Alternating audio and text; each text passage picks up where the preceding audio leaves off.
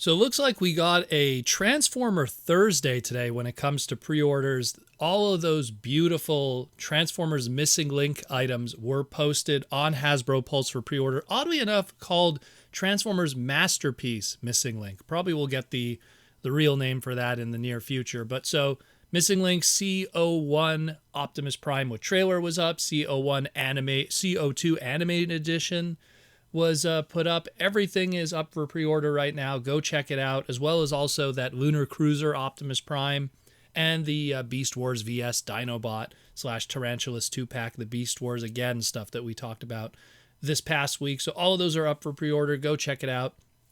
And yeah, pretty awesome stuff. But what we're going to talk about today is now we got all these official images of Missing Link. We got all these different angles. We know all the information about both the CO1 and the CO2 Convoy Toy Edition, Convoy Anime Edition. But the question is, what would we expect next? What could we see being the CO3?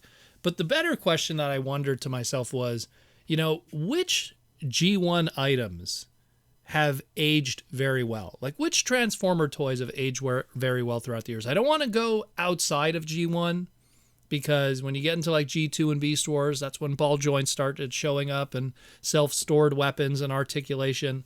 So I'm kind of going to stick in that G1 bubble. But which Transformers did age well? And if anything, a Missing Link version would not really be needed. And there was 3 that came to mind right away for me. The first one that I always think of is Generation 1 1985 Shockwave. I've always felt that toy right out of the gate was super articulated, almost as good as the Masterpiece, even when you really think about it in terms of articulation and what it did. I mean, when we talk about aging well, obviously I'm not talking about like plastics and stuff, because the problem with G1 Shockwaves is the rubber hose always, dries out and cracks and everything. So, but I'm talking more about, like our expectation of articulation and posability and show accuracy now. And Shockwave did a fantastic job right out of the gate. And love that character. He's easily one of my favorite Decepticons. And his original toy just got it right the first time, and very little had to be done afterwards, if anything. So fantastic stuff. The 2 others I could think of, I really like to involve G1 1984 Soundwave. I feel that, he looks great. He looks great. He has great articulation. He has articulation, like there's articulation on some figures that aren't a result of the transformation.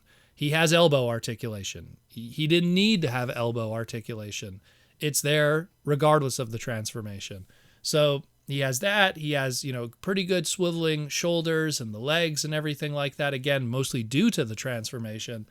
But he was a really good figure right out of the gate. And even because of his head transformation, he has even a very good head articulation.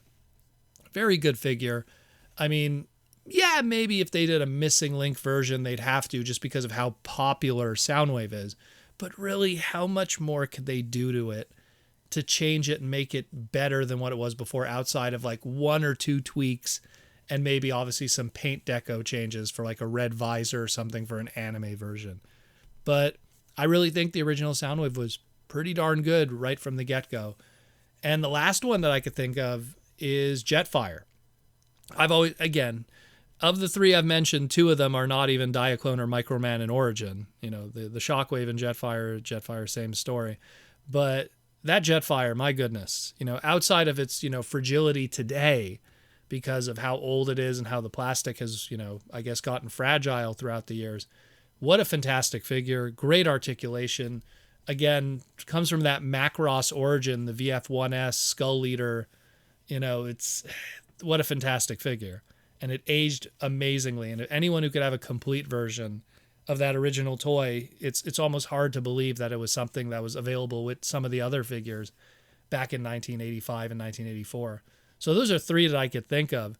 But then it gets back to that question, then what should be, Missing Link CO3? What should it be? And please don't say Megatron, because that's the obvious answer for so many. Who would you like to see be that CO3?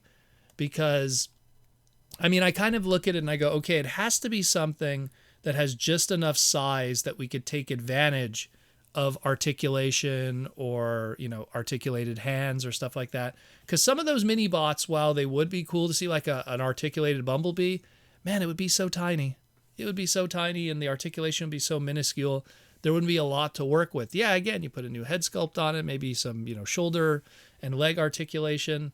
I could see it being done because, again, it's Bumblebee. And again, much like Soundwave, they'll figure out a way to somehow squeeze it in regardless of the fact. But I think that in a case like this, you want to have larger figures that you could then take advantage of that kind of, articulation and plastic and walling and everything. And that's where I kind of fall on the Autobot cars, specifically stuff that came out of that, 1984 and 1985 era. If you want to count 1986, sure, Hot Rod, Blur, and Cup. But, I mean, I look at guys like Jazz and Sideswipe and Prowl.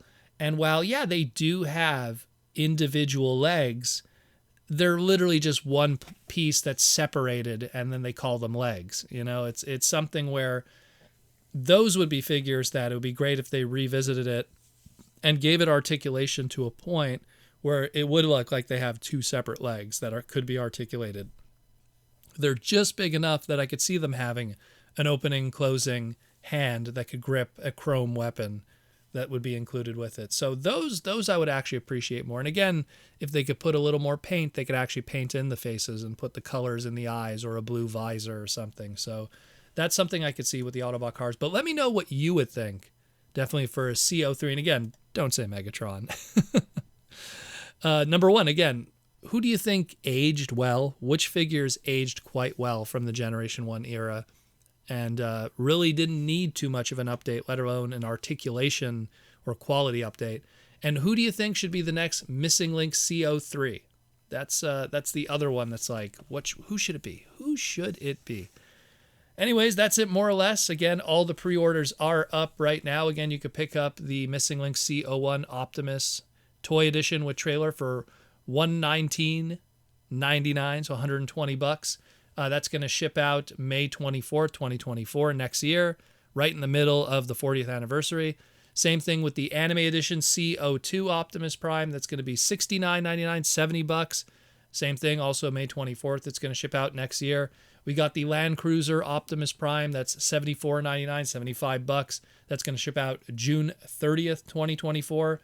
And then we have the Dinobot and Tarantulas 2-pack from Beast Wars, again, BWVS 06. That's going to be $69.99, as we predicted. $70, and that's going to ship out April 27th, 2024. These are all 40th anniversary next year products, so get hyped, get ready for it. Thank you for listening to the Transformer Slag podcast, and I will talk to you again real soon.